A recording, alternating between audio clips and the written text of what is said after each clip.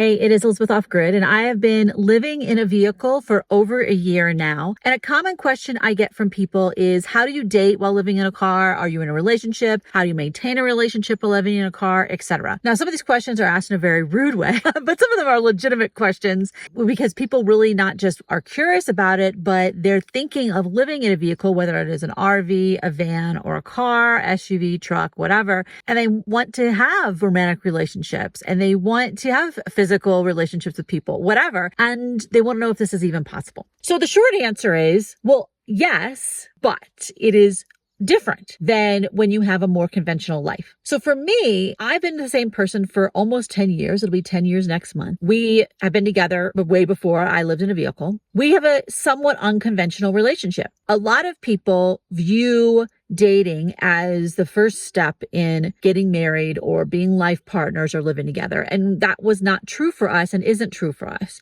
We have never lived together. We have no plans to live together. We have no plans to get married, any of that stuff. Both of us have been married in the past and have been divorced. Both of us have kids who are grown. My significant other was also in the military and has traveled a lot for work. And so they understand that you can have a long-term, long-distance relationship, that that's possible. If you get deployed in the military and may not come home at all during that time. So the thing is that people still are in relationships, even though it is long distance. Now, culturally speaking, that is a very alternative thing to be in a relationship and not have a plan to get married or live together or be life partners or any of that.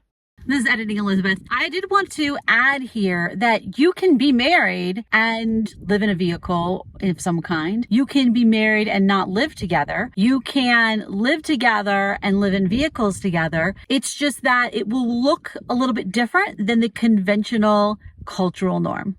And so I would suggest that if you live in a car, you have an alternative lifestyle, and you need someone who's okay with an alternative lifestyle and have a relationship that is a little bit different than the cultural norm. They don't have to necessarily live in a vehicle, even though that can be very helpful, but they need to be not just okay with it, but think it's interesting and neat, a thing about you. If they think it's a terrible thing about you, it's not going to work. It's not going to work. This is something about you. And so they're thinking that something about you isn't good. Do you really want to be with someone like that? Go away, bug. I suggest that you really think of it as you need someone who either also lives in a vehicle or who is totally fun and thinks that alternative lifestyles are cool. And they could be having an alternative lifestyle in some other way. It doesn't have to be living in a car. Now, how does it actually work being in a relationship and living in a vehicle? So first, you can live in a car and be in the same town as the person you're in a relationship with. It doesn't mean that you are always staying at their house or ever stay at their house. I have only spent the night at my significant other's house once, and it was way before I lived in a car. They don't have room for me. We don't want to live together. That's not what happens. I don't do that. For some people, that's true. And that may actually be an issue if you start dating new people. They may be thinking that you want to date them to use them to get housing. Okay. So that is an issue you're going to have to face if you're going to be looking at seeing new people who didn't know you from before. Now, logistically speaking, if you're in the same city, then you see each other exactly the way you would see each other before if you don't live together. You meet for coffee, you go on dates, you hang out at each other's place. It's the same thing. Okay. Yes, no one can hang out in my car. I mean, I can take the stuff out of the front seat, but no one really hangs out with me in my car, but we can hang out at where my car is, at the library or the park or wherever. And then obviously I can go over to my significant other's house.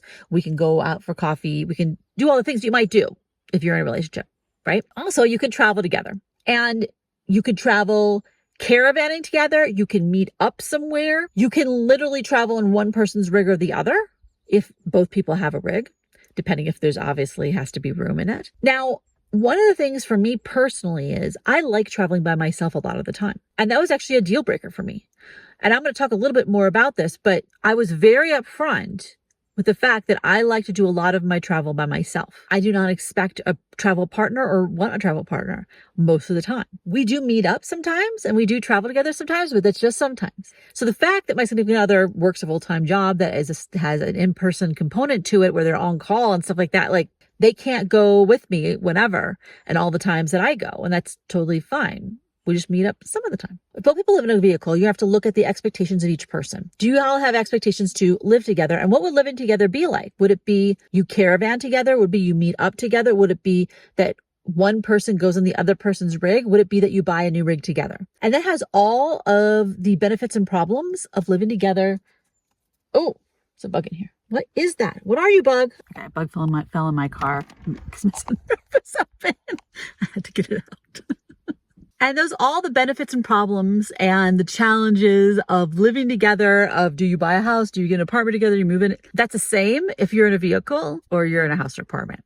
Now, if you are in a relationship with someone who lives in a vehicle with someone who lives in a house or apartment, is it going to be that, like, how is it going to be working where you're going to see each other in person? Are you going to go to them? Are you going to meet in other places? When you go to them, are you going to stay in your rig or are you going to stay in their place? Different people are open to different things. And this is something that's going to have to discuss. So it's no one is assuming that anything is going to happen. And you need to be clear about what you want. Do you want a travel partner to travel with you on this? If so, then you need to find someone who's actually wanting to do that. Not everybody's going to be up for it. Most people are not going to be up for traveling 100% of the time. So you're going to have to look for someone who actually is into that. You also have to think about the cultural expectations for you and for the other person and for your family and friends and your faith community and your social groups. And you need to look at what does everyone expect and do you care? I mean, you're already living in a vehicle, so maybe you don't care. But those cultural expectations are still kind of programmed into you. And so is it expected that you're going to get married, that you're going to have a life partner, that you're going to live together, that you're going to have kids, whatever? You need to address if those things are true for you, if they're true for this other person. Just like if anybody who's living in a car or not should be dealing with this stuff before they get into a serious relationship, you need to deal with that, a few more nuances to it because you live in a vehicle, especially if you want to keep doing this long term. Now, if your goal is to get out of the car or whatever you're living in and get into an apartment or get into a house, it's a little bit different of a situation. Also, if you want to do the van life to homesteading pipeline, not everyone's going to be up for homesteading. So you need to find someone who also has that goal too. You don't want to be dragging someone along that is 100% not going to work. So what's my advice to you? My advice to be upfront about your situation. When I did a dating profile 10 years ago, I put in there, I wasn't living in a car then, but I did put in there a list of 10 deal breakers because I'm that kind of person. And one of my deal breakers was I like to travel alone, and you're going to have to be okay with that. I also had deal breakers like I own a business. You have to be okay with someone who has business because I'll tell you, some people aren't. I have a kid. Now my son is now 19, but then my son was 9 because it was 10 years ago. It was like, I have a kid. And also I don't want to give birth to more babies. Like these were all important deal breakers. I didn't want to waste anybody's time. I don't want to waste my time by going on dates with somebody where it was never going to work. Now, if you're just like going on dates to hook up with people, that's different, okay? And then you need to be upfront about the fact that you're just looking to hook up or just looking a good time, or you're just looking for a partner to go hiking with or a friend to caravan with.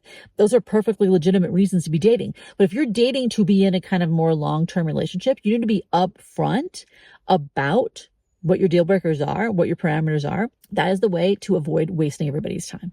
You don't want to fall in love with somebody and spend all this time with someone and then realize they are completely unsupportive of your lifestyle. They don't like traveling. I mean, I was once in a relationship with somebody who actually doesn't like to travel. I didn't even know that there were people like that I was in my 20s. I didn't know better.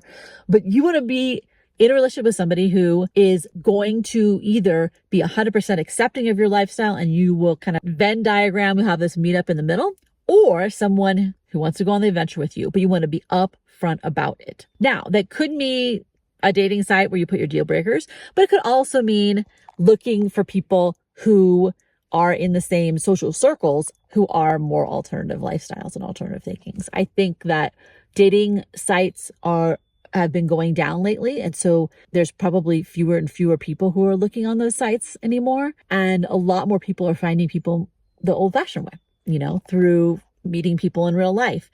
And so the nice part about living this way is the people that you meet in real life are also going to be these other people. So again, this is Elizabeth Off Grid. If you have any advice for anybody else who is in a relationship or is dating, who lives in a vehicle, whether that's a car, a van, an RV, feel free to leave them in the comments below or just stop by and say hi. I'll talk to y'all next time. Bye bye.